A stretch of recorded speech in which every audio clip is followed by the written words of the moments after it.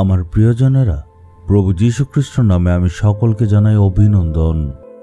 আজকে আমি জাপানের টোকিও শহর থেকে আপনাদের কাছে প্রচার করছি। এটা আনন্দের একটা ব্যাপার।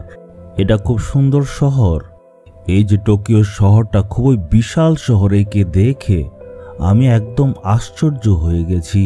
চারদিকে যদি দেখেন খুবই সুন্দর শহর, কিন্তু হয়তো এখন আপনারা ভাবছেন যে ঈশ্বর আজকে কি বলতে চাইছেন।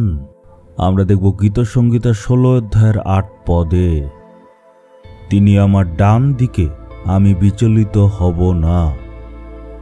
ঈশ্বরের দাস দাউদের অভিজ্ঞতা থেকে দাউদ এই কথা বলছে। আপনিও যাতে এমন ধরনের অভিজ্ঞতা পেতে পারেন। হয়তো আপনার বিপদ এসেছে, আপনার পরিবারে বিপদ এসেছে, আপনার কর্মক্ষেত্রে বিপদ, সেবা কাজে বিপদ, সন্তানদের জীবনে বিপদ, এমন পরিস্থিতি এসে গেছে। এই পরিস্থিতির জন্য আপনি দুশ্চিন্তায় আছেন, বিচলিত হয়েছেন। আপনার ব্যবসায় অনেক বড় লোকসান হয়েছে, আপনি বিচলিত হয়ে গেছেন। বা হয়তো আপনার পরিবারে বড় সমস্যা চলছে। দাউদের জীবনে অনেক সমস্যা, দুঃখ, যন্ত্রণা, বিপদ এসেছিল। তার জীবনে অনেক পরীক্ষা এসেছিল। আর সেই দাউদ বলছে যে ঈশ্বর আমার ডান দিকে আছে, তাই আমি কখনো বিচলিত হব না। সব রকম পরিস্থিতিতে উনি আমার সঙ্গে সঙ্গে থাকেন। এইভাবে দাউদ সবসময় ঈশ্বরের উপর ভরসা করত। তার অভিজ্ঞতা এটা ছিল। আমাদেরও একই অভিজ্ঞতা হতে হবে। সাহসের সাথে বলুন, যে কোনো পরিস্থিতি হোক, যত রকমই বিপদ আসুক না কেন, আমি বিচলিত হব না, কারণ ঈশ্বর সঙ্গে আছেন। আমার নিজের সেবা কাজে কত রকম সমস্যা এসেছিল, কত রকম বিপদ এসেছিল, বাধা এসেছিল, কত রকম লোকেরা আমার আর আমার সেবার বিরুদ্ধে কাজ করেছিল। কিন্তু যেহেতু ঈশ্বর আমার সঙ্গে সঙ্গে ছিলেন, তাই উনি আমাকে সুরক্ষিত রাখলেন। আমি বিচলিত হলাম না। আপনাকেও রক্ষা করবেন। এর মানে আপনার কি করতে হবে? সবসময় ঈশ্বরকে নিজের ডান দিকে রাখতে হবে। তখন আপনি চারদিক থেকে ঈশ্বরের উপস্থিতিকে অনুভব করবেন। মনে রাখবেন, ঈশ্বর আমাদেরকে রক্ষা করতে চায়, আর এই জন্য উনি আমাদের ডান দিকে থাকেন।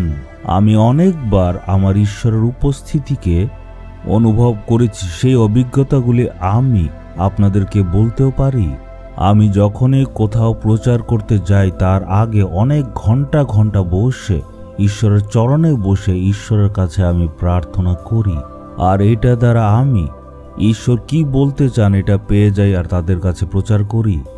একবার 2 দিনের সভাতে অনেক অনেক লোকেরা এসছিল। আর দ্বিতীয় দিনের সভাতে আমি মনে ভাবছিলাম যে অনেক বেশি মানুষ হবে, আর তাই ঈশ্বরের চরণে গিয়ে আমি এই জন্য প্রার্থনা করেছিলাম। তখন ঈশ্বর বললেন, চিন্তা করবে না, কারণ আমি তোমার সঙ্গে আছি। আমি যেমনভাবে তোমাকে বলবো তুমি ঠিক তেমনভাবে প্রচার করে যাবে। আমি অনেক আনন্দিত হলাম। ঈশ্বরের আদেশ মেনে আমি সেখানে চলে গেলাম। আমি মঞ্চে উঠলাম, আর সেই মঞ্চের উপর আমার সাথে আরো অনেক ঈশ্বরের দাসরা বসেছিল। সেখানে অনেকগুলি প্রশংসা গীত হলো। আর যখন শেষ গীত চলছিল, আমি প্রার্থনা করছিলাম, কিন্তু ঈশ্বরের উপস্থিতিকে অনুভব করতে পারছিলাম না। আর চারদিকে ভিড়ের মধ্যে একা মনে হচ্ছিল। আমি তখন ভয় পেয়ে গিয়েছিলাম, প্রভু কোথায় গেলেন? এখন আমি কিভাবে প্রচার করব? গান শেষ, আমাকে প্রচারের জন্য ডাকা হলো। আমি এদিক ওদিক দেখছিলাম, বলছিলাম, প্রভু আপনার শক্তি আর উপস্থিতিকে দেখতে চাই, কিন্তু আমি তো সেগুলি দেখতে পাচ্ছি না প্রভু। এমনভাবে প্রার্থনা করলাম। তখন ঈশ্বর আমার সাথে কথা বলে বললেন, তুমি কেন সন্দেহ করছো? কেন এদিক ওদিক দেখছো? তুমি চোখ খুলে এখন এদিকে দেখো। উনি আমায় বললেন। ঈশ্বর আমাকে পুলপিটের দিকে দেখতে বলেছিলেন। তখন ওখানে যখন আমি তাকালাম, সেই পুলপিটের ডান দিকে প্রভু যীশু খ্রিস্ট দাঁড়িয়েছিলেন। প্রভু যীশু আমায় বললেন, ভয় করবে না, আমি তোমার সঙ্গে আছি।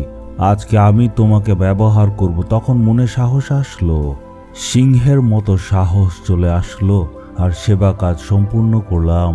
পরিস্থিতির জন্য আমি বিচলিত হয়েছিলাম। আজকে আপনি মনে সাহস নিয়ে বলুন, আমার ঈশ্বর আমার ডান দিকে আছেন, আমি কখনো আমার জীবনে বিচলিত হব না। ঈশ্বর আমার সঙ্গে সঙ্গে আছেন, আমি কখনো ভয় করব না।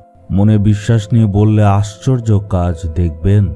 হে প্রভু, আপনি বলেছেন যে আমার ডান দিকে থাকবেন, আর এই জন্য আমি কখনো বিচলিত হব না। এই জন্য আমি কখনো ভয় করব না, কারণ আমি জানি আপনি সঙ্গে আছেন। যিশুর নামে চাইলাম, আমেন, আমেন।